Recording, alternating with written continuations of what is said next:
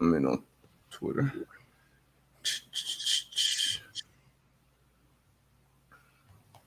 Bop, bop, bop, bop, bop. Here we go. Tap in. Okay. Yo. Back. What's the day? Thursday? Thursday. This might be our first live Thursday, man. One half of the Man to Man pod, Darius Butler. Got my co-host, Antoine Bethea. What it do? We got a very, very special guest, man. My former teammate, big bro, OG, man, DeQuell Jackson in the building. What up, BQ? I'm living, bro. How about y'all? Same. You already know, slow motion, baby. Maintaining, man. How you living out there in DC? Man, DC is good right now, but it was a little scary a few months ago. I'm not gonna lie, man. But things are good, family's good. 2020 has been I know we're in 2021, but 2020 was hectic for a lot of folks, man. A lot of new adjustments and all that, and spending a lot of time at the house with the family, trying to figure out what's next. But things are good. I can't complain. Yeah. Nah, you can't complain because I know Ken, your son, he ain't school age yet. Nah, so, we'll get there. We'll get there. So it's funny. He's got one of those late birthdays, so we got to start him in pre-K2 and all that. And the schools where we live, I mean, we got a school up the street, a block up the street, one of the best private or best public schools in DC. But for us. And for when my wife, she went to Howard, family went to Howard, too? Oh yeah. It's loud and proud in this household. For us, it's important that Black experience, Black education is a part of his education. So we're looking at some private schools, and we're not private school people, but I think it'll be best for him. There's more diversity, if you can believe it, here in DC. I was about to say, I got diverse private schools out there. Yeah, so here's the thing. The thing is, what I'm learning is with the private schools here, they highlight what they're going to be emphasizing at the school. For instance, Sidwell, Sidwell is where the Obamas went to school, and a lot of government officials send their kids. It's one of the best private schools here in DC, but there they teach about every ethnicity, every culture, and they dive into it. And it's an open forum. They include the parents. So that's something that we love. Yeah, we may have to pay for it. We don't know if that's going to be the route, but it's a new life for us to actually have those conversations about school and all that good stuff. Because King is our first child. So yeah, that's all. I think that's always a conversation, especially when you have children. Because I'm pretty sure 90% of the people, 95% of the people that we know went to public schools. Right. You know what I'm saying? Right. So now when you're in a position where, you can afford to give your child that privilege of going to a private school, that's definitely a discussion that, we have we went to a public school, we came out fine. We was able to excel, you know what I mean? Right. And that's the thing. That's the thing. So we're both public school people.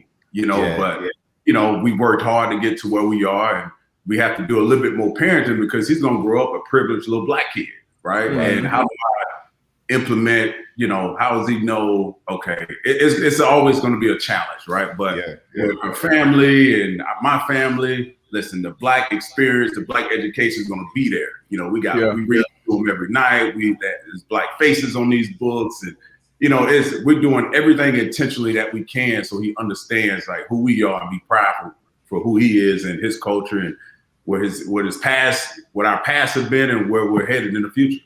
So it's very important. Nah, absolutely. And also let them know it's important to know ain't nothing wrong with being a privileged Black kid. You know what I mean? Because a lot of people, go in a different situation and kind of look down upon in some different place. Like, oh, you're a little bougie, you talk a little different, you act a little different. So definitely a balance. As a parent, raising kids in situations and circumstances that you didn't grow up in. So, but shout out to that, man. That's obviously bigger than anything else we'll do.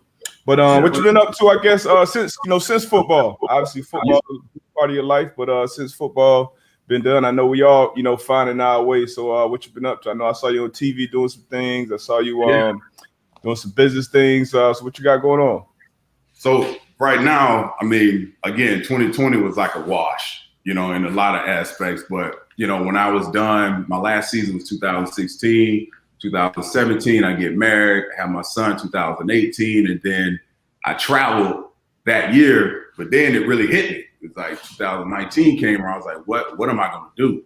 You know what I mean? I think a lot of guys who making that transition, you struggle with, you know, because you've been the best at what you've been doing forever. You love doing what you've been doing, and you wanted to work hard to continue to do it. And now that's all taken away. So for me, it was, okay, I looked at it as now I have the opportunity to dive into all the things that I couldn't because of my schedule playing the National Football League. So as you alluded to, I did an internship with a guy named Rashawn Williams in Boston, met with VC companies just to, you know, you always hear this rhetoric about how former athletes can add value to these companies and so forth. And I learned a ton there. I worked locally here for NBC Sports Washington, covering the Skins. That was cool. Hold on, I don't want to cut you. I want to pause you there though, because I think you just said something. You said something big there. You talked about the value that athletes bring to companies, you know, on the other side. What obviously, you know, you've been in the trenches, you team captain, you know, middle linebacker, you know, always kind of been in that leadership role. What are some, you know, transferable skills, you know, for the players that's listening now that may still be playing, that may be done, and like you said, trying to find their way? What's the transferable skills from like that football field, in that locker room, been in that meet room, all that stuff, and now being on the business side? Yeah, it's a great question. I think communication. I think we all know, playing the position that I played and your position, we always communicate. Being a great communicator is one, because as you alluded to, we've both been captains on our teams. We've had to communicate and made the most intelligent decision like that, you know, and I think just overall, for us to make it to the elite level, it takes an enormous amount of sacrifice, commitment, and dedication. And I think that's the value that some of these top VC firms and companies look at former athletes, especially someone who had a career, if you will.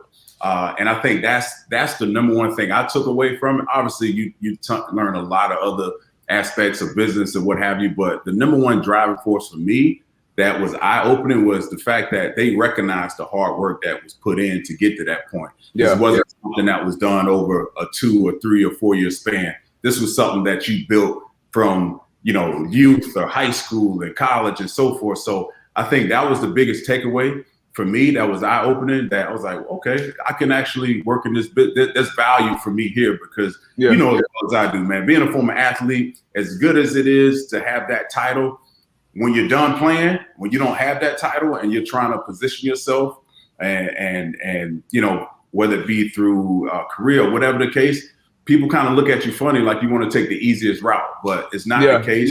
I think that was the most eye-opening experience for me. Question, another question for you.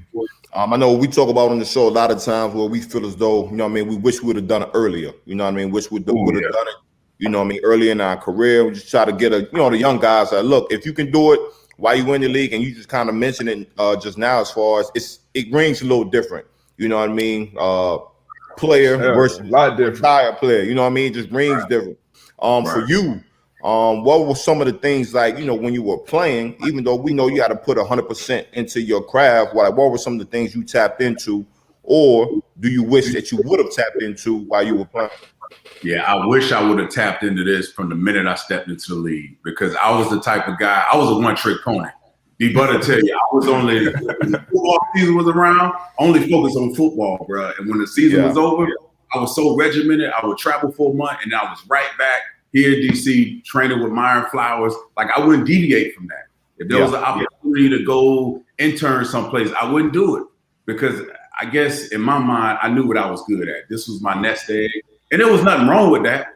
But in hindsight, looking back, I wish I would have started a lot earlier, man, because now you have that NFL tag on your back.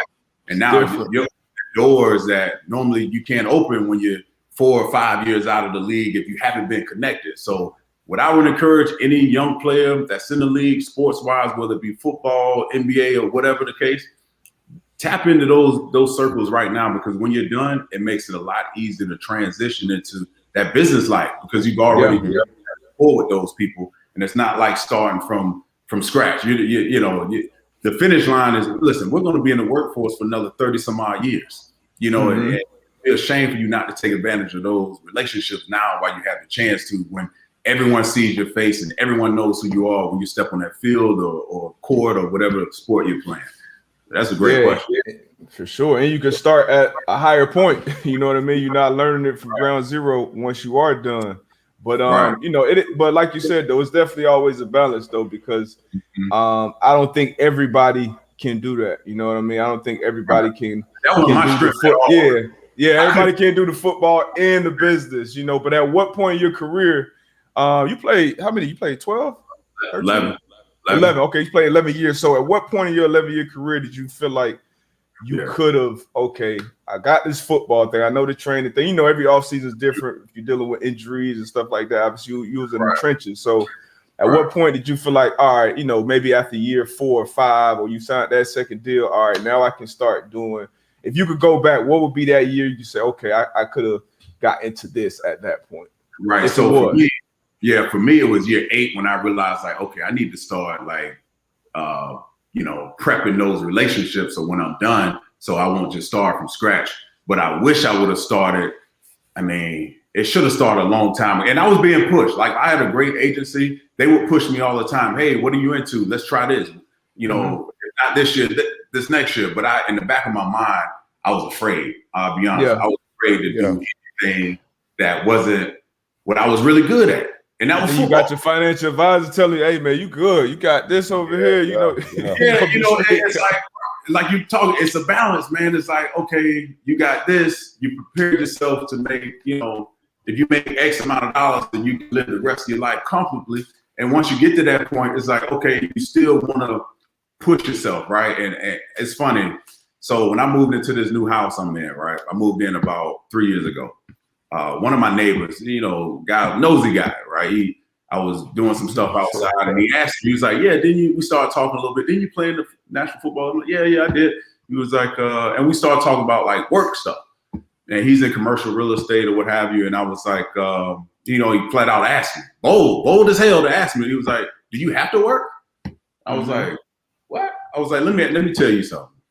I was like, you can't just turn that switch off. When you've worked and sacrificed so hard to get to this elite level, it's hard to shut that overachieving attitude off.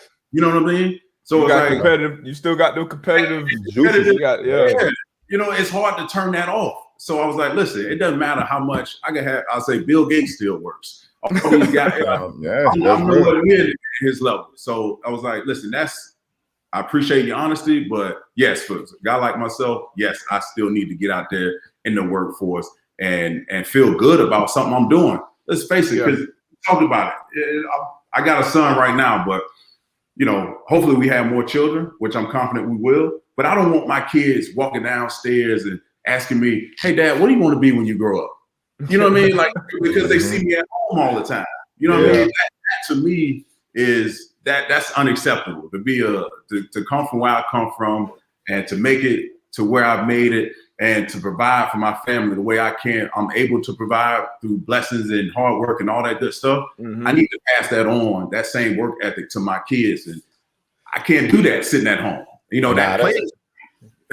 real. That's real. It's funny. I was having this conversation with my boys this past weekend, and just talking about legacy, man, and just leaving that legacy, and just the little things that we do.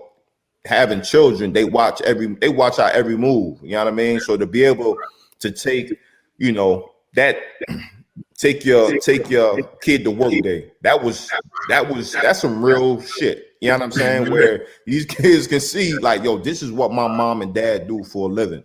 You know what I mean? Like, yo, now it opens their eyes to be like, man, I can do this, I can do that. So again, like you said, man, for us to be in that position and play that role, play that provider role, that's some strength. That's a lot of shit that goes along with that. And I think the lessons that are taught within that too, because I know with my kids, and this was something, that even my mom instilled at a young age, just how being able to be an entrepreneur and to start your own stuff, or to be in that, producer type role and not the consumer role, or not just trying to, get by or whatever that is, but being in a position where you can, okay, look, this is how you can create jobs for other people. This is how you can give back. This is how you can do this. And maybe you may not have to get up and work 10 hours a day, but they see that grind. They're gonna watch everything you do. They're not gonna listen to half of what you say. Just let you know now. He probably listen to what you said now. The older they get, they listen less and less, but they watch more and more. So that joint is important. But I want to ask you that same question, AB, because I know obviously you're a businessman. You got some things going on, already had things going on. Yeah. When you were still playing, like at what point did that switch for you? That you saw yourself, more than a football player and as a businessman? Man, I would say around like 7 or 8. I think when I got the first transition for me was when I got the second deal, and I started my foundation. You know what I mean? So that was kind of like my first thing where I was like, okay, something outside of football, something I could bring to the community and help people. The only regret that I had that I also jumped into was started a little record label, and that's the only. We talked about that. Like, you know what I'm saying? And so I took that at the time. I took it as an L, but now I'm looking back on it. It was definitely a lesson learned. You know what I'm saying? So just being able to, before I start whatever I'm doing, going down, doing my due diligence and researching. So so now, I'm able to, read contracts. Don't necessarily have to give it to somebody and say, hey, look, tell me what this says. You know what I mean? So now I can sit down, I can read over, I can understand the language in these contracts, and just, have that dialogue with whoever it is that I'm talking to, man. So obviously, I think at one point, I was a little nervous too. Like, I could sit down and talk football with anybody. You know what I mean? I can sit down and talk football with anybody, but at times, when it came to business, I was a little hesitant. You know what I mean? I was hesitant. Even in my mind, I'm like, I know what I'm talking about, because some things is common sense. You know what I mean? But it was just like, I just don't want to come off sounding like I'm crazy. But now I just sort of know, the more that I've done it, I'm confident. I can speak. I can speak, the language. I can speak the language, basically. That's really all it is. That's really all it is that's what's up. That's what's up. So learning that, and I think that holds a lot of us back too, because we are in that position where, you world-class athletes. You've done something at such a high level for so long. From the high school, college, and you've been in this position. So now, when you're in a position, you got to ask questions, and you may not want to look stupid. It may be a pride thing. It might be something like, I know a lot of us, like, I had no idea how money really worked. You know what I mean? Like, coming in, like, you can get the millions. It's easy to make money if you're good at something, but keeping it and actually growing it, like, that's a whole nother language. You know what I mean? So being able to, humble yourself in the sense to ask those questions and learn, I think is important. Like you said, I know you're able to read contracts and stuff like that, but I know also you still got a lawyer that goes over that, and even the importance of having a lawyer. I know, DQ, I know your wife is a lawyer, and the importance of having a lawyer in that specific field. A lot of us don't understand how important that is, because I had a lawyer tell me, hey, you either going to pay us on the front end, you're going to pay us on the back end when you're trying to fix shit on the back end. So that all pay them on the front end. It's funny, you made me think about a point, probably about, this was after I signed my second deal in Cleveland. I was with she wasn't my wife at the time, but she was my girlfriend at the time. And we went to, we went to Turks and Caicos for a wedding. Her best friend was getting married. And during that weekend, her father had set up a round of golf, and so I was paired with him. And I knew a little bit about him, but not enough.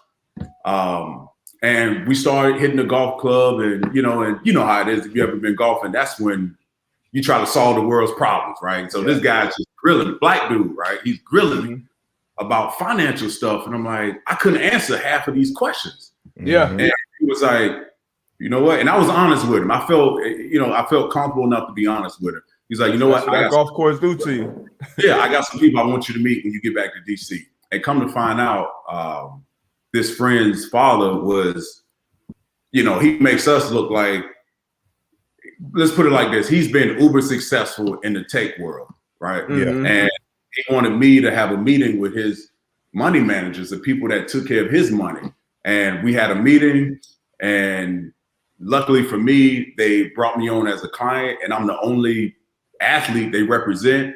And I mean, listen, from the time before them and the time after them, it's been two different DeQuills, bro. Like before, I had no idea. I was just making money. I didn't know how money worked. I didn't know how to save it, how to position it, how to do any of that stuff. I had no financial literacy whatsoever. Getting with this company, they've taught me so much about how money works and how to stay, just involved. And it's been probably one of the bigger blessings in my life, man. After the fact that not only do we make the money, we hold on to it and have that money make money for us. So it was a blessing in disguise. And again, he's my mentor to this day.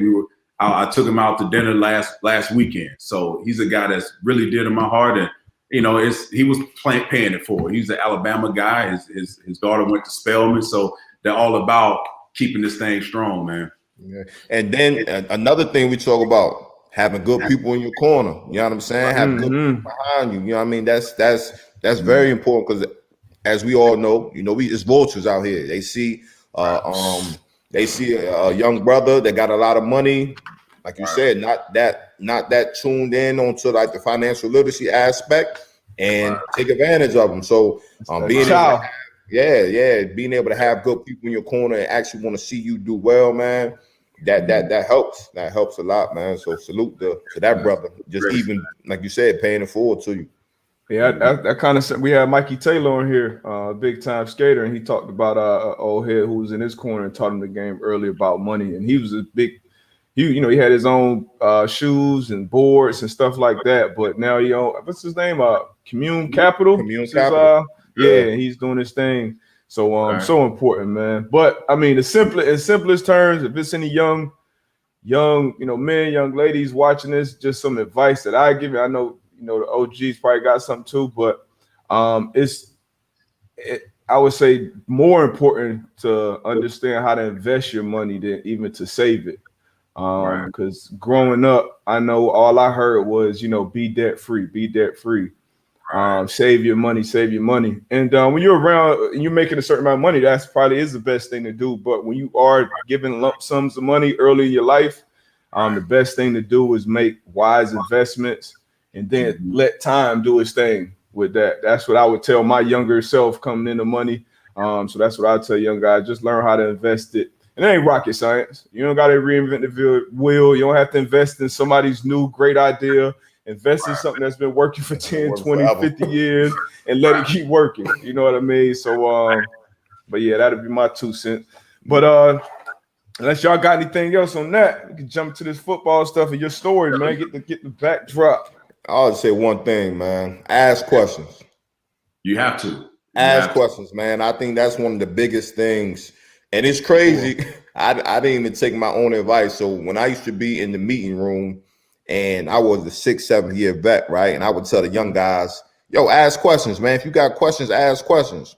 Right. But when I would get out of the building and I would be in these different rooms, I wouldn't ask questions. You know what I'm saying? I would be that rookie. I'll be that rookie. I'll be taking notes, but I'll be like, damn, I should ask this. But then if I ask, they're gonna be like, man, damn fool over here. Yeah. But I would say that would be the one thing I would say, man. Just regardless of whatever room you in, regardless of how uncomfortable you feel, ask those questions, man. Ask those questions. Yeah, I think you hit on it, man. Having that good support system. You got to have a good support system that makes sure you have a good checks and balances. Not the people that's going to tell you what you want to hear, but the people that tell you what you need to hear. Yeah. It's not all good. And those are the people that are going to keep you straight and narrow and going to help you make the right decisions when those decisions come up. That's what's up. All right, so let's get into DQ's story, DeQuill, man. First of all, your background, where you from? How did you find obviously football gave you a lot of things, but how did you find football? I was a badass kid. That's how I found it. I was a rambunctious kid, breaking everything. I was high energy, and my mom was like, she couldn't contain me. So my uncle stepped in, like, now let's put his ass in football. You know, he was a military guy, and from the first moment, I was probably 6 years old. From the first moment he introduced me to it, I knew that was my love, man. I knew this is what I wanted to do. I was able to do what I wanted to. So for me, it was, I get to run into people. I always played linebacker. I played linebacker and I played quarterback. So for me, it was. You said linebacker and what? And quarterback, bro. Oh, shit. Don't get it twisted, bro. Don't get it twisted, bro. Don't get it twisted. Bro, so yeah, man. So I played all through Little League from the age of 7 up until right before high school. I was linebacker, I was quarterback. So, but for me, man, it was, you know, I loved it. I was that kid that before game day, I would lay out all my game day uniform, lay it out, try it on 6 or 7 times.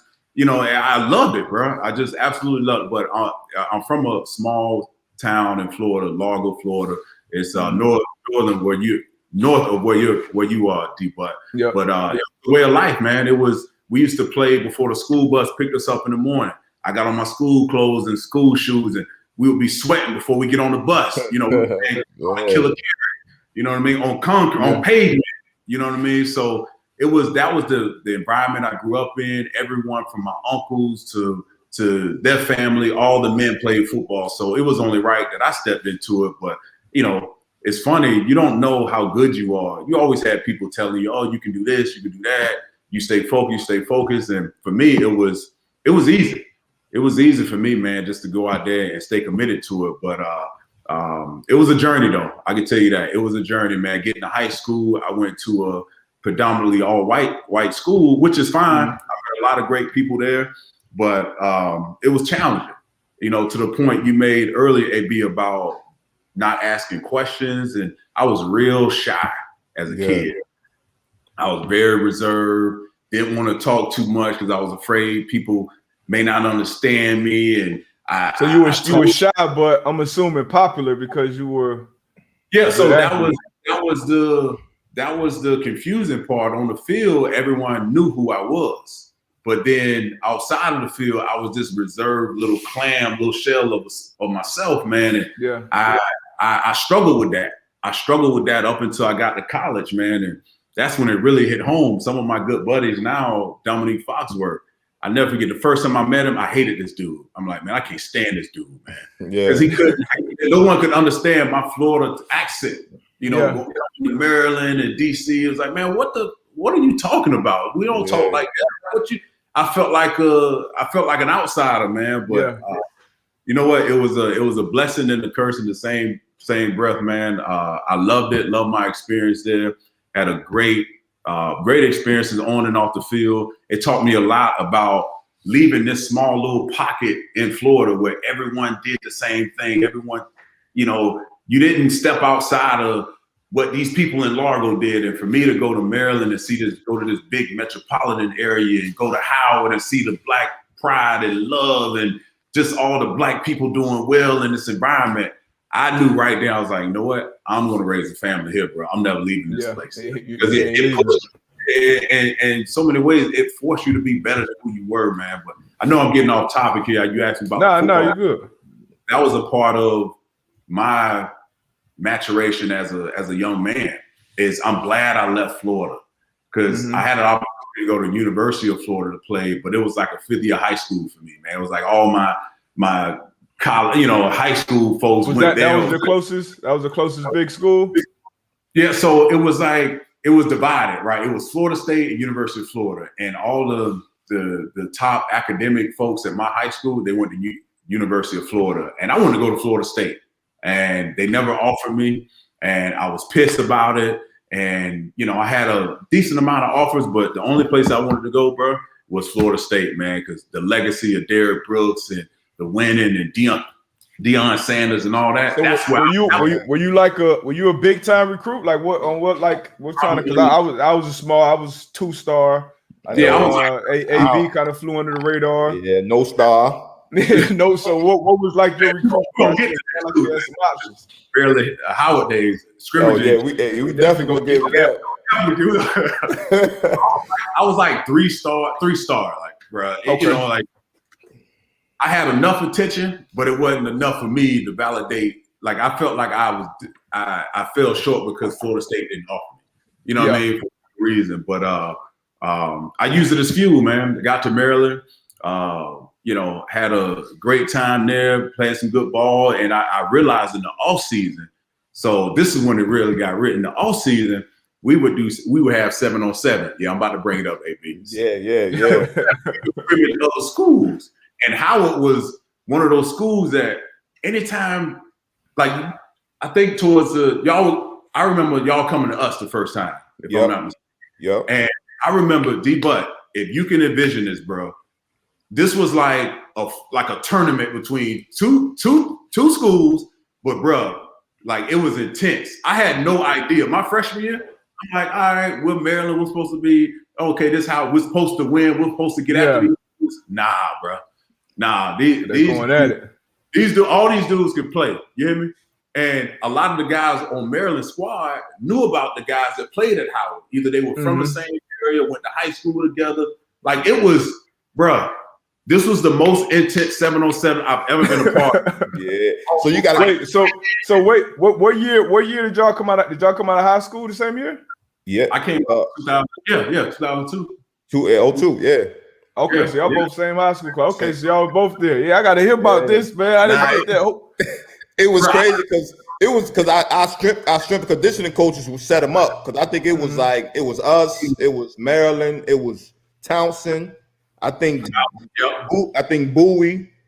And I know we played Georgetown one year too when they finally got a team. But for us, I think it was more so on the fact that we about to go up here. The Maryland is right up the road. But we about to show these cats like like if it wasn't from the O line and D line, we could rock with y'all boys. You know what I'm saying? And how DQ was saying, he was like, no, there's a lot of people that already knew of people, you know what I'm saying, that played against each other in high school. So our whole mentality was, we about to get in these cars, we're gonna go up there and we're gonna try to bust their ass. Yeah. And that's what it was. They used to bust our ass, we used to bust it, but bro, all I remember is like our strength coach and our coach like, listen, we don't want no BS out there, right? And nobody. I just remember it would get to the point where you about to fight, bro. Yeah, like it was that intense. It was that intense. If somebody go up for, our receiver go up for a pass, somebody might undercut them or do something. Like it was serious, but them boys could play, man. They could all play, all of them, and it was serious, bro. It was. That's what I remember, bro. That was some of the best moments. Yeah, no question.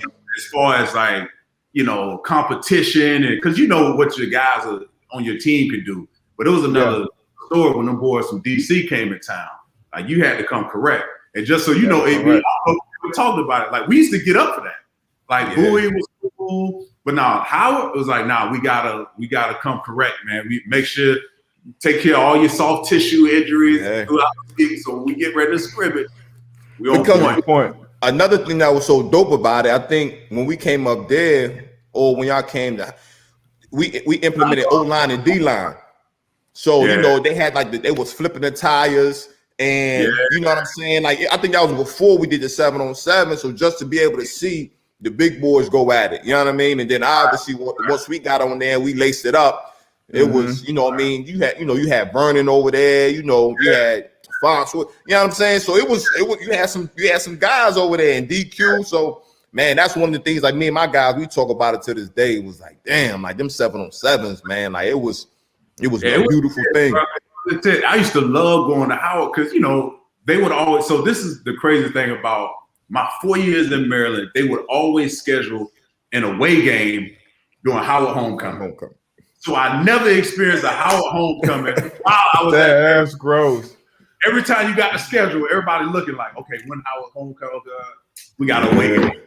Somehow, some way. So when we would go up there for the off season and scrimmage, like that was the first time I was going in DC. Like But I don't know if you've ever been to Howard, bro. But like Howard sits in the middle. I've never been there. I still haven't experienced homecoming either. I'm too old now. But you're never too old for a Howard homecoming experience, bro. Never too old. I'm going every year live, bro. When is it? It's normally like the end of October, like the middle of the end of October. Mm-hmm. Okay. Well, not this past year because of COVID, but I've been up there ever since I've been living because wifey, both her parents are Howard grads. They sit on different boards, and her dad lives in North Carolina. And every year, because of his health has taken a turn, every year he was healthy to come, he was there. Every year, every year he was there. They had stuff. Howard has things for every age group. Every age group. Every age group. All right, so yeah, I'm gonna be in the 35 plus group this year. You coming with me? Yeah, you coming with me, bro? Yeah, I'm at the big kids table. But it was love though, man. It was definitely, college was definitely an experience that you can't get that back, man. It was definitely one. It was great memories, man. Great memories. Yeah. Sure. So I want to add, like, I know you kind of touched on it, but from Florida, you said Florida State. Like, so how did Maryland become that place for you? You know what I mean? Yeah. So Mike Locksley. Okay. Mike Locksley, who's the now head coach of Maryland football right now. He came in early. He was the first guy in the first team school to offer me a scholarship. And he stayed connected, AB. He didn't try to sell me on something, bro. Yeah. Like everybody else during that process, they try to sell you on this, try to sell you on that. He wanted to get to know me, but not only me, he wanted to know my grandparents who I was living with and the people that was my support system. He got in good with them, and it made me feel like if I were to leave Florida and go someplace else, I would be in good hands, regardless of where the school was. You know what I mean? If Locks would have been at whomever, wherever school, there was a good chance I probably would have been there. But for me, it was once I got over the hype of just the football side, like, wait a minute, I'm going to be there for 4 years, earn a degree.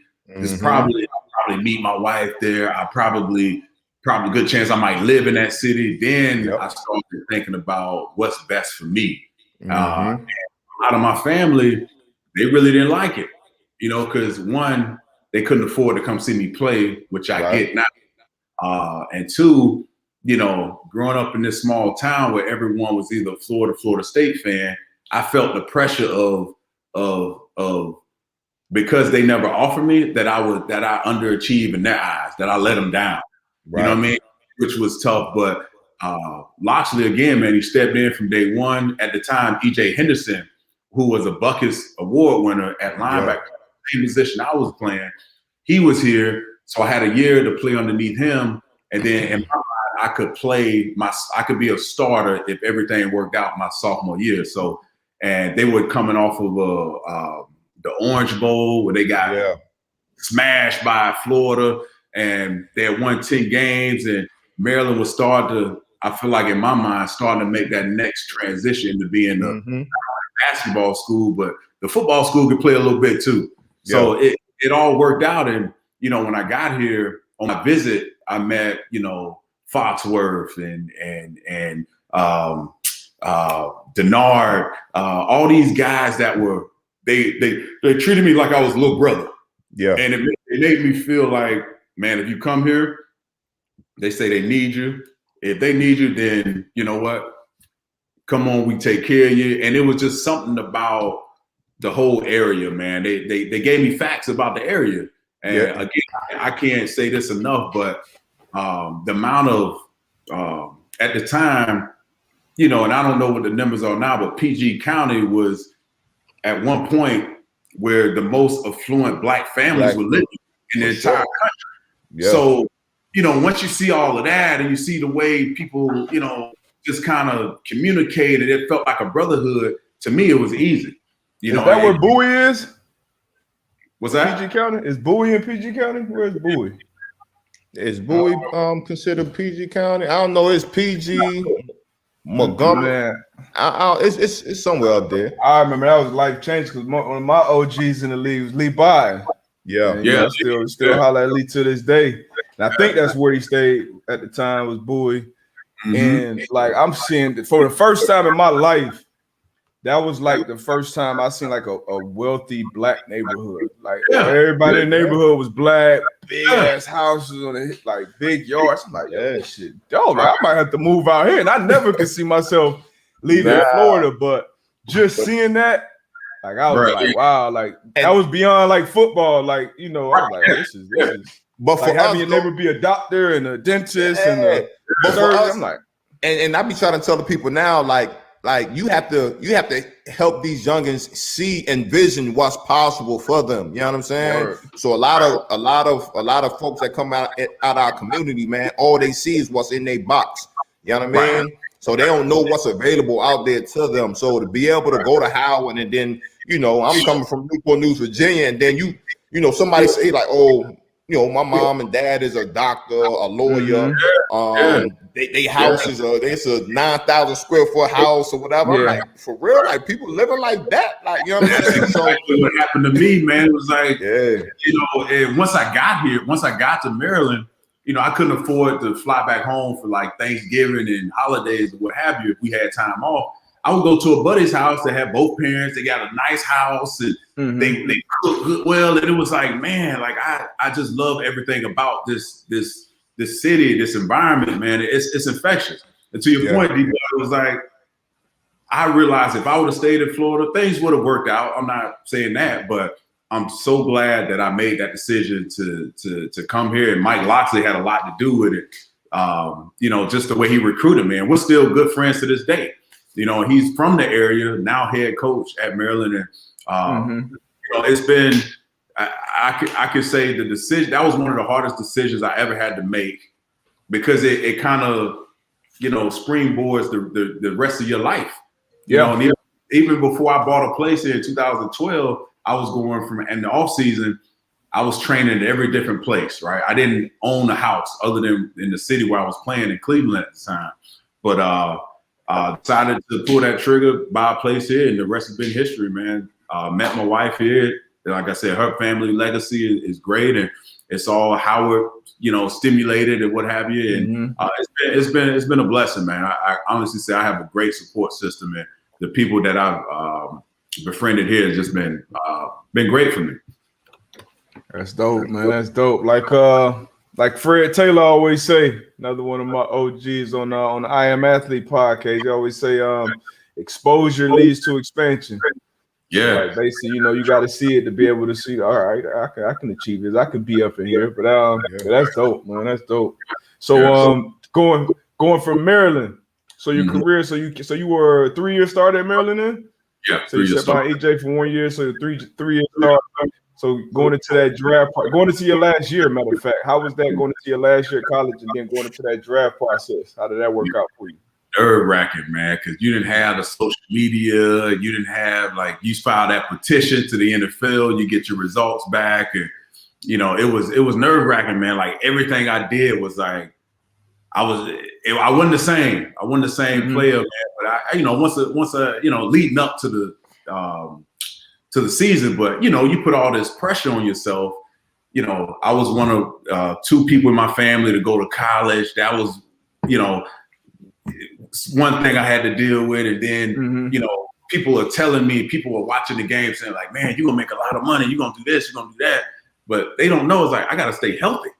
I can't get hurt. I can't lose this stock where I am, my status in the draft. So it was nerve-wracking, man. And for me, I was coming off of I broke my wrist my junior year before, probably either right as the season started, power cleaning, but I didn't. I elected not to get surgery, so I just had to wrap it up and like some old barbaric type shit, man. It was, we all done it.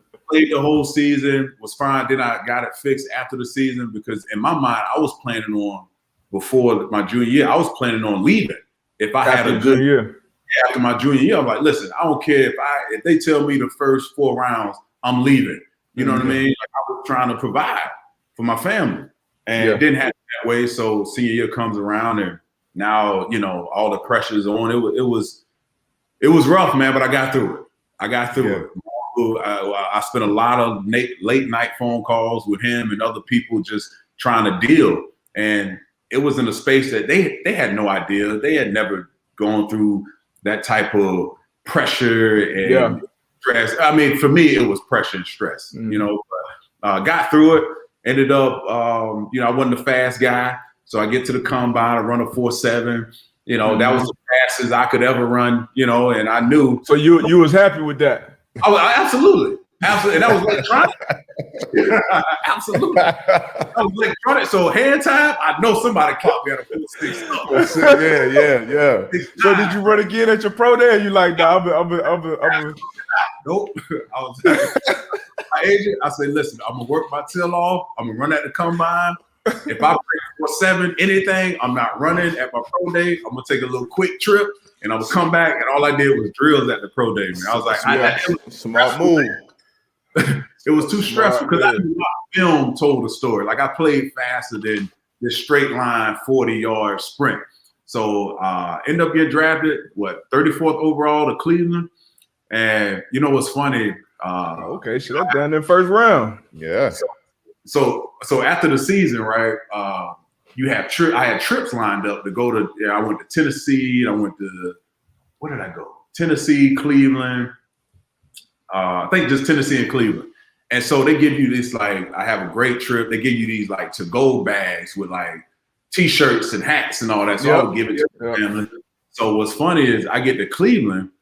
And at the time, I'm looking at the draft order. Cleveland, I'm thinking I'm going anywhere from late first to early second. Cleveland got a late second round pick, mid. So I'm like, me being me, not knowing, I'm like, I ain't going here. So I'm leaving the airport. I got this big leather duffel bag with the nice, you know, Cleveland Browns helmet on it. They gave me a ton of stuff. I'm at the airport, getting ready to leave to come back to Florida. I'm like, man, they not gonna draft me. I throw the shit away at the airport. Damn.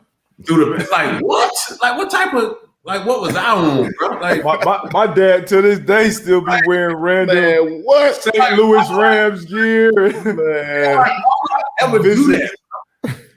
And lo and behold, they move up, they draft me, and it's no secret Cleveland ain't won. They just start winning as of late, but bro, those 8 years were rough. Those 8 years felt like 11.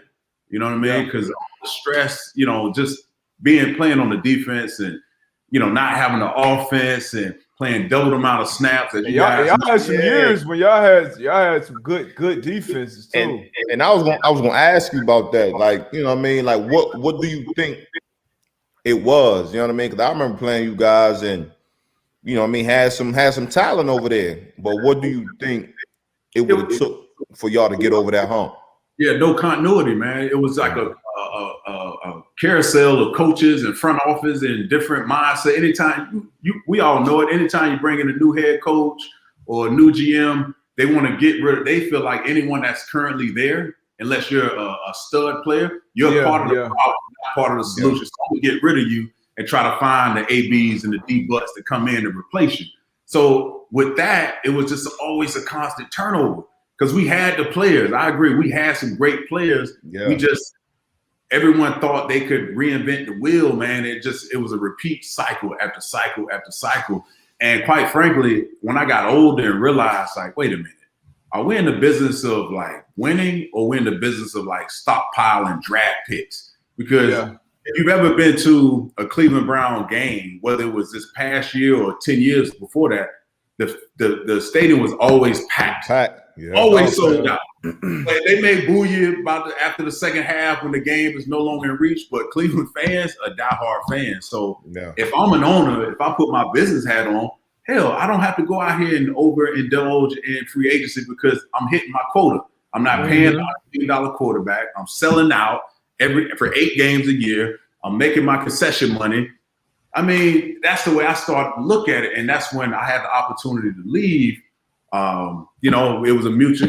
I knew they were going to release me. I had a big bonus coming up, and they did right by me by giving me a call, and we talked it out. And it is what it is. But I mean, I had some. I still know a lot of people in Cleveland. Listen, I grew up from. I was a young man grew into a young man with no experience to a guy that's been through a lot. You know, I tore both my pecs there.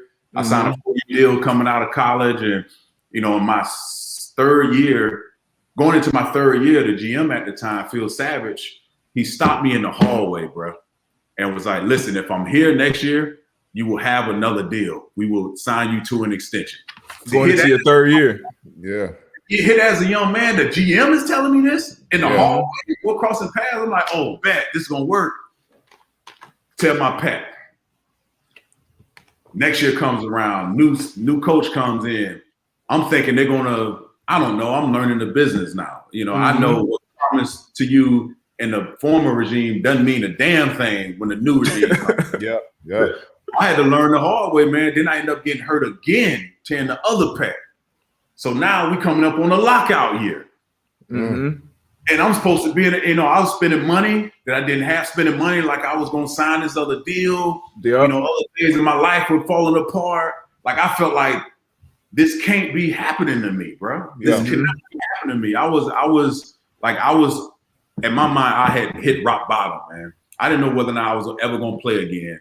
And D-Butt, you saw a different version of me in Indy. I was a whole different professional, taking care of your body, eating right, sleeping right, all that. But before I got injured, man, I was out here like most guys in the NFL that we know about in the off season. You go travel, you do whatever, and you look at your clock. Damn, I got 2 weeks before training, or before we got to head back. I'm gonna start working out. That was me. That wasn't, you know what I'm saying? I wasn't the strongest, fastest, tallest, that. So I felt like that contributed to me getting injured. So I made a deal with myself, man. I flew out to IMG. I stayed out there, bought a condo out there. I talked to a therapist there, and they basically reprogrammed me. And they're like, now, okay, hell, if this is what you want, then why are you doing X? They made it make sense for me, man. And you know what?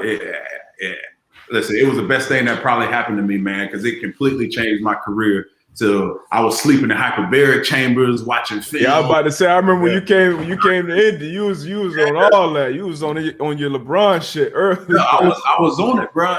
Because what put me on to that was I remember the year T.O. was with Philly. He had broke his tibia. His tibia, yeah. And he got back to I think that's the year they made the Super Bowl. Yeah, and he balled out. And then I remember reading quotes about him after the season. He was like, yeah, I contributed a lot of my recovery to this hyperbaric chamber. And me, I'm at the time, I'm injured. I'm like, I was on my computer, like hyperbaric chamber. What the man? And then I realized how much it costs. And I had to make a decision. I'm like, I got to do it, bro. It's either all or nothing. And, you know, it worked out, bro. Like, woo, that shit gives me chills even thinking about it. I got anybody who I know use that, swear by that thing. Tay swear by it. He's still sleeping that thing to this day. I would say two people. I think Anthony Gonzalez, he came from Ohio State, and he had folks come into his bedroom and do something in his bedroom so he didn't have to sleep in the chamber. And then when Tay came, so I never really got into it, but like D-Butt said, I know everybody that had one and spoke highly of it. Like, you won't get into it unless you need it, right? Like, I was injured, bro. I was so desperate. I was like, I will do whatever I can to get back to this league, making money. I can hit it big and strike gold. And I was like, I'm doing whatever. D-Butt tell you, man, listen, I'm the type of dude. If you think it worked, I'll try it. I might borderline. It might be borderline illegal, but if they don't know, you know what I mean? I was like, any means necessary. So, and I'll be honest with you, I'm the type. Listen, if it's gonna make me X amount of dollars, and if I fail a drug test once, then it was worth it. It was worth it. To keep it a buck, though. That's how a lot of people think. Well, it's only 4 games. You know what I'm saying? That's how. Listen, we put our bodies to a blender every day to do this. Not only for the game, but the practices. You know, and when we was playing early on, we didn't have these rules where you couldn't hit, you couldn't wear full pads. You was out there banging. So I had to adapt. I had to adapt, man. Especially when you get into them older years, you're like, all right, you're gonna try to turn over every stone, to survive and keep playing at that level. It was certain things that I wouldn't try, but I knew, and that kind of opened my eyes to a whole new thing in the league, like because I didn't know.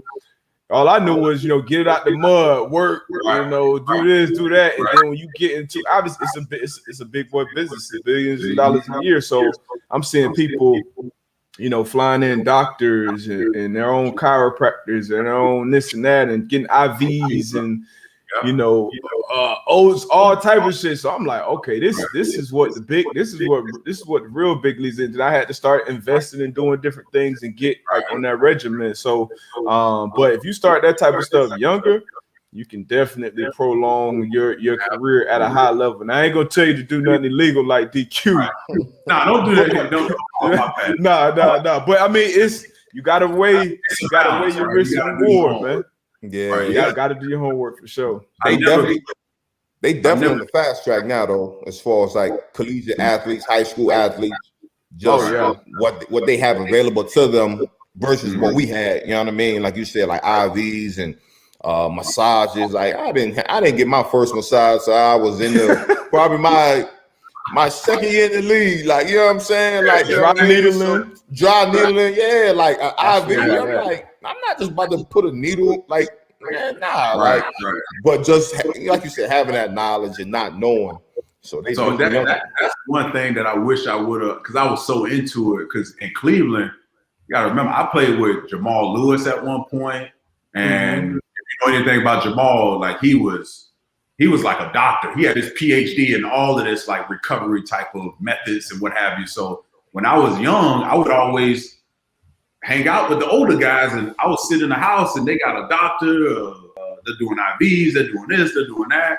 And over time, I didn't see them. I wanted to hang out with them. Over time, those guys started to slowly either retire or no longer be in the league. And I kept those relationships open with those nurses. So, you ask guys that play with me in Cleveland, they would come over my house on Friday because I had the chiropractor, I had the masseuse, I had the stretch lady, I had the IV lady. And it was all legal. And I'm not condoning doing anything illegal. It was all legal. And it was all to help you recover. Yeah. And I got into it, man. And it just kind of stuck with me. And so those are the type of things from an investment standpoint. Like if it comes to do with, like, I'm all into those type of things, man. Because it's something I love doing. Yeah, it is. Take care of your body. Take care of your body. Your body gonna take care of you, baby.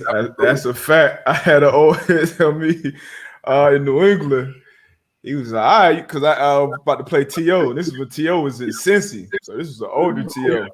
Right. And he was like, had been in the league for 13, 14 years.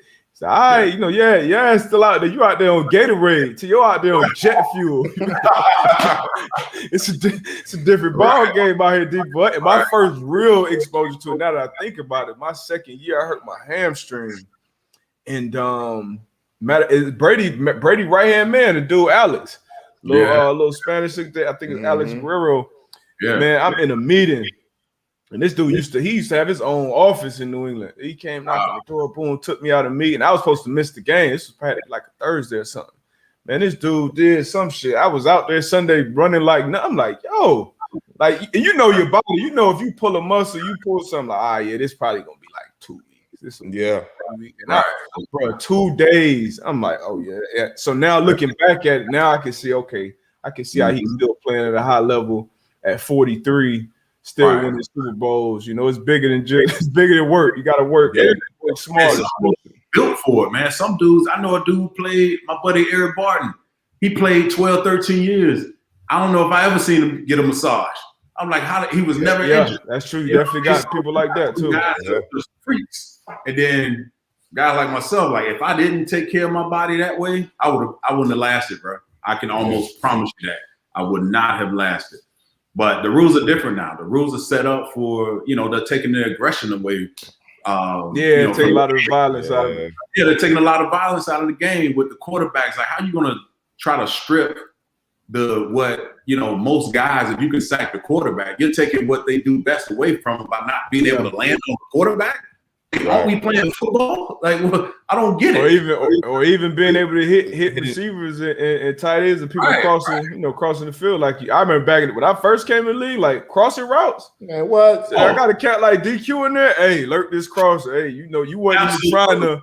You just trying to touch him up. Why? Without the ball, you can't do none of that no more.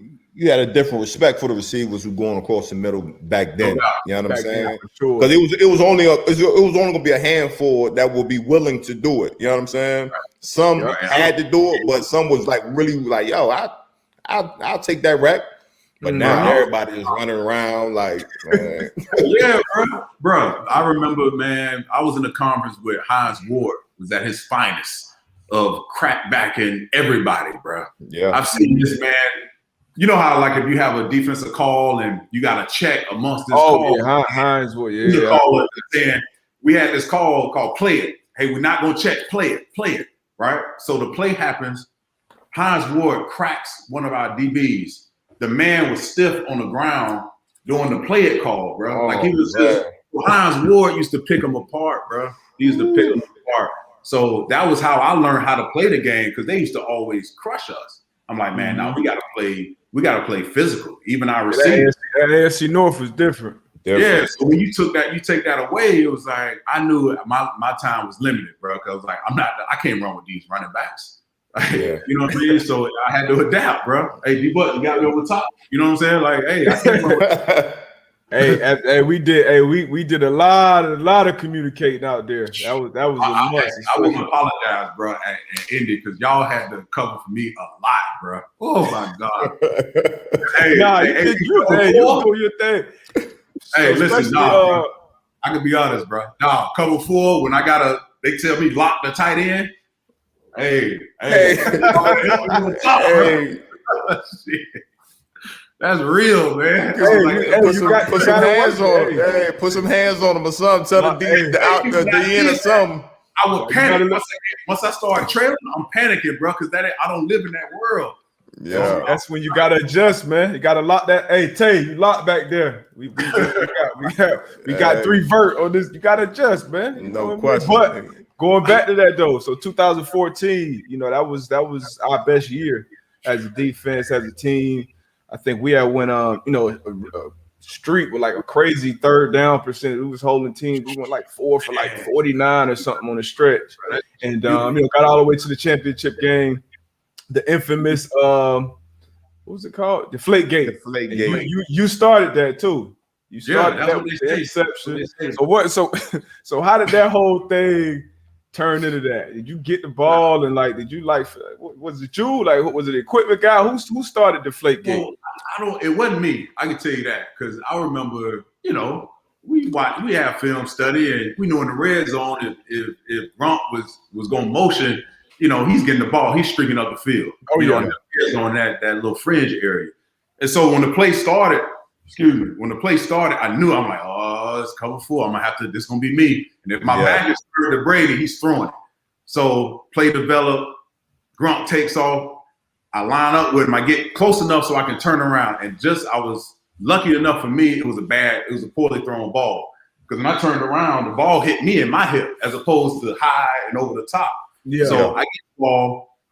I'm excited. I'm like, I picked off Gronk or picked off Brady. AFC Championship game. We going to the Super Bowl. In the hell no. I shoot the ball, the equipment staff, right? And that's it, right? So we play the game, lose. And so that night, because it was a late game, I set up a driver to pick me up at the airport in Indy.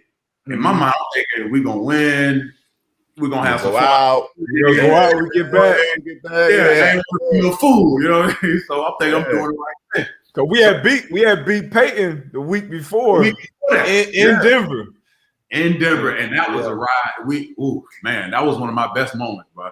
So, so after we get back from the game in Indy, the driver who I use all year long, I guess they was talking about it on the radio or something. It had already started, like the whispers had already started. So he's asking me, I'm mad because we lost and all that. I don't really want to talk, and it's late. He was like, hey, so did you know? I was like, did I know we was gonna get our ass whipped? Like, what you talking about? Talking about? He's like, did you know the ball was deflated? I'm like, the ball? Like, what? I had no idea what he was talking about, bro. And then he, turned up the radio. He started reading articles. It was already out. I'm like, nah, I don't know nothing about this. And they kept tagging my name. I went to Frog and them guys like, hey, the ball is underinflated. Check the ball. Even though I got to worry about Tom Brady and Gronk and everybody else on the other side of the field. That's the last thing you think about going on with football. Right. You know what I'm saying? But it's funny when so that year, I was able to make the Pro Bowl. And at the Pro Bowl, Harbaugh stopped me, head coach at Baltimore. Apparently, we had a real quick conversation. Apparently, they were complaining about it the week before because the week before, and I guess it was something that this wasn't new to anybody but me, apparently. And I hadn't known about it either. I didn't know about it either. Yeah, maybe it was in their world. It's like, we're trying to deal with this or blah, blah, blah. And I guess I looked at it as people trying to knock the kings off the throne type of stuff. Like it didn't have any validation. That air pressure ain't have nothing to do with that ass whooping. I hate to say it, but what was the final score of that game? Man, 45. A lot to a little. Yeah. No, this one I knew the game was over. Not hindsight. It was a game going into probably going into the half. Honestly, 3 and out. Yeah. 3 and out.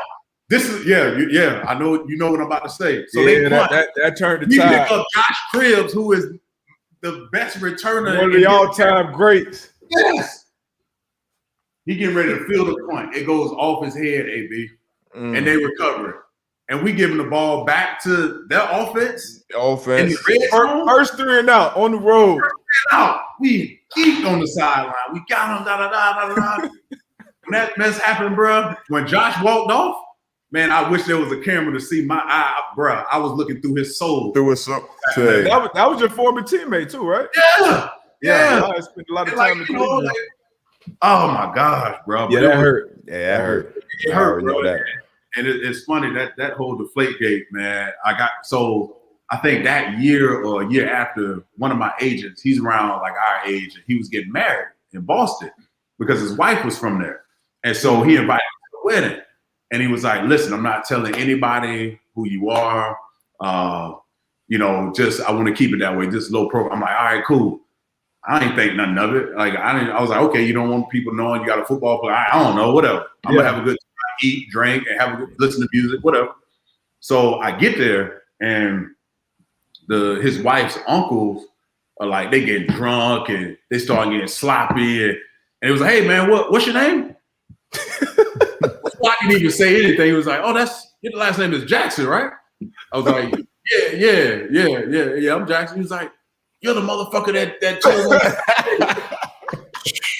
Bro, they started coming at me, bro. Like, what's going on? I'm like, nah, it happened like that. Like, they didn't want to hear that. They was drunk. Like, I had to leave, bro, because then it started getting around and. Like people in Boston take that shit seriously, bro. They don't play, boy. I had to leave, man. It was like, okay, this is serious, and the Colts ain't doing nothing to say, hey, it wasn't him. They just gonna let me take all the shots. But it's fun to talk about now, man, because I ended up doing a video for Uninterrupted. Tom Brady. Dear Tom Brady. They let me have fun with that, so that was cool, man. But yeah, it's something that's going. I still don't have that ball. I don't know where it is. Somebody. Matter of fact, somebody got that.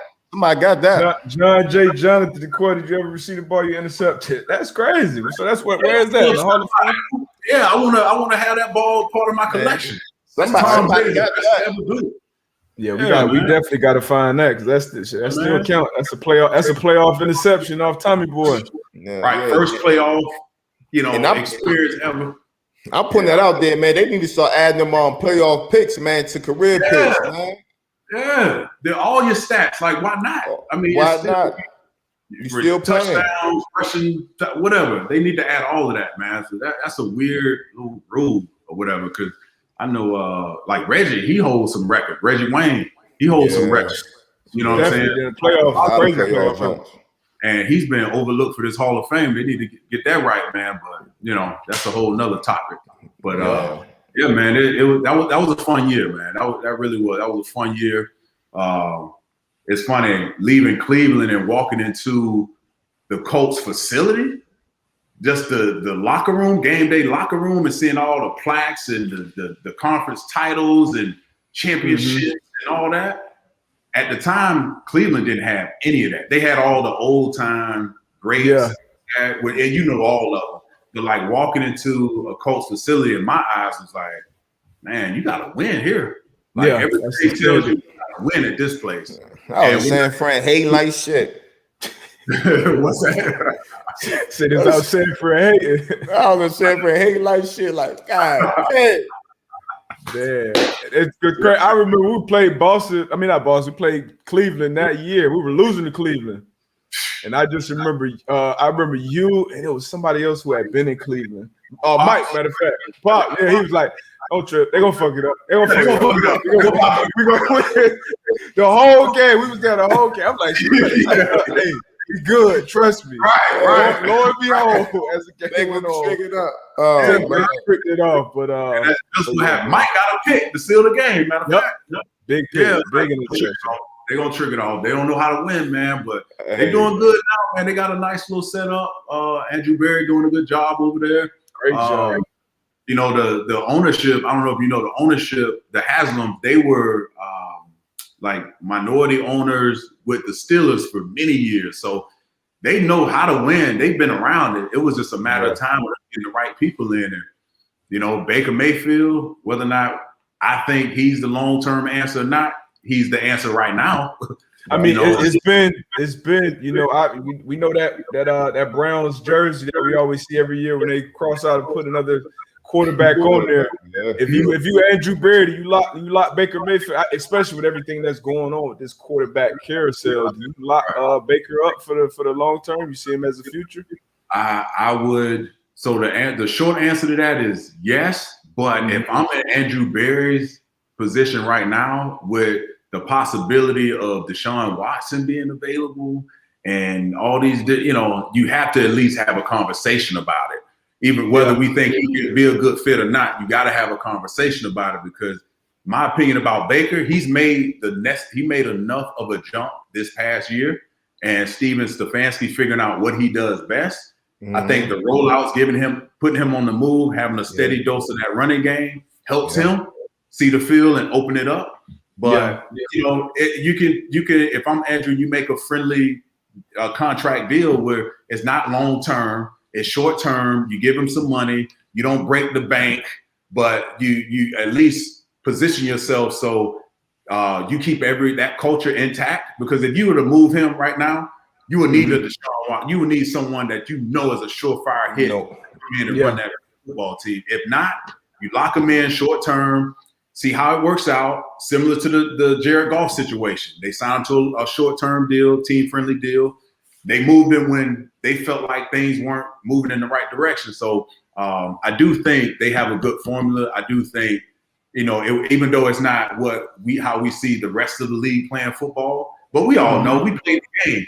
You cannot, when you can run the football and play good defense. Yeah, you got a chance. You got a chance. All the time. Yeah. Yeah, you look at Pittsburgh. They started 11-0, throwing the ball like crazy. Then when it came to crunching time, they had no other answer. They couldn't run the football, and they got manhandled by the Browns in the postseason, where that was something that was new to me. I had never seen that before, ever. Yeah. So, they got something good going. They got a lot of young players, and I'm sure they got a lot of draft capital, which they always have. And if I'm in, you got to entertain this Deshaun. Well, I know everyone's talking about Deshaun and Miami and Chicago. I think it's good looks, but if I'm Deshaun, Chicago isn't necessarily my top pick, because if they don't figure out the quarterback position, there's a good chance those guys could be fired the next year. So you got to go to a place that has some sort of stability. But if I'm Andrew, you got to have a conversation about Deshaun, but I don't think he's going to make a drastic move like that when you finally reach the playoffs. And not only that, you won a playoff game And not only that, you have been in like over a decade to the playoffs. So I don't think he wants to shake that up too much. Especially like you said, they don't have a loyal fan base. So oh yeah. I'm gonna let you go, but I'm gonna ask you one question. You're gonna get one question from one of the man-to-man OGs, Van Albright. Okay. Uncle DeQuell, what's the hardest hit you laid on someone? Man, you know what? Who was it? Man, you know, anytime I played Chris, what's his name? Chris played Tennessee running back. Chris Johnson. Bro, I don't know why, but I used to play mad against him, bro. And I used to try to do some dirty shit too, man. Like try to rip his helmet off and just unnecessary stuff, man. And we always had battles for whatever reason. But yeah, he was probably, I know I got him pretty good. Every time we used to play, I used to make sure he knew who hit him. And I used to, I used to do little, I was wild and, crazy when I was younger, man. So yeah, it'd probably be Derek. Was it anybody? Chris Johnson. Yeah. Was it anybody who got you early on? Did you have that welcome to the league motion? I already know that. Absolutely. Back then, playing the position he was playing. His name is Alan Faneca, bro. Alan Faneca. He just went to the Hall, right? Just went to the Hall, and I never forget it, bro. It was, we were in the red zone. I got my number called, the blitz up the like A or B gap or the A gap, and it's like third down. I was like, oh, okay, I finally get my shot to show what I can do, blitzing. And, now that I know, well, I didn't know at the time. So basically, Allen, you help the tackle, right? You block out and help the tackle because you have no one threatening. He blocked the tackle. And I see the hole just open up like the Red Sea. Now, I'm looking at, if I could touch my fingers, I'm licking my lips trying to get through. I'm like, this shit is opening up. I'm about to save the day. And lo and behold, he peeled back. Wow. Bro, I lifted. They had to come get me.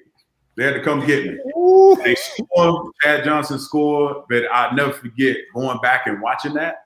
And the coach was like, yeah, I told your ass. Like, these linemen, they're smart. They don't just do things just to do it. Especially this guy, Alan Faneca. For a reason. And that's when I started thinking about the league a lot differently. I'm like, oh shit, I gotta manipulate these guys, show them do something else. Yeah. So, and that was my welcome to the NFL moment, bro. It crushed me. It crushed me. They never called my number that rest of the year. Doing that, bro.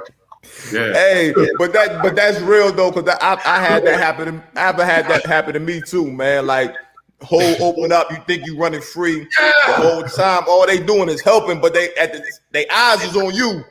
Right. Yep. And your peripheral game is you zeroed in on the quarterback. You see that quarterback? Yeah. Yep, they had to come get me. Come get him. Yeah, them times where you sitting at lunch and you sit down with the old lineman or the quarterback and be like, just start asking them questions like, man, look, what I'm looking at, you know what I'm saying? Like, I can't survive if this is how my life gonna be in this league. Not at all. Big facts, man. Hey, man. Appreciate you, man. Appreciate you joining the show. Definitely gonna have you back, man. But this was fun, man. Always good catching up with old teammates. Obviously we stay in touch. Appreciate you, man, and good luck with everything you got going on, family, everything, man. Yeah. Hey, I gotta get your number too, bro. Yeah, absolutely. Y'all about to be jealous, and I'm about to hit this Peloton and take some laps in this pool, man. Man, I just got off. See, y'all got to link up on the Peloton, man. That's all AP talk about. I just got off that Peloton before I got on here. For what we did, all the pounding, bro, you can do it every day. You won't feel like the stress in your hips and your joints. Like I like that joint, bro. I love that joint. I'm trying to get D-Butt to get on there, man. I'm gonna get on. I gotta get your name, bro, so we can follow each other. Yep. I'm gonna send it to you. Once Peloton cut this check to the man-to-man part, I get one. Hey, yeah. With y'all Peloton, we done gave y'all 3 free commercials now. Peloton, stop playing. Real shit. Very true. All right, man. Appreciate you, bro. Hey, appreciate you, okay, bro. All right, y'all. Boom, boom. There you have it. Another episode of Man to Man Pod. Great interview. Big bro DeQuell, man. AB. Man, appreciate y'all. We'll be back. What's today? Thursday. We'll be back next week. Next See week, y'all man. on Monday, man. That's gonna be the new schedule going forward. Monday and Thursday. We'll be live when we can be, and we'll pre-record some stuff as well. But I appreciate y'all. As always, man. Y'all have a good one. Go. Boop, boop, boop, boop.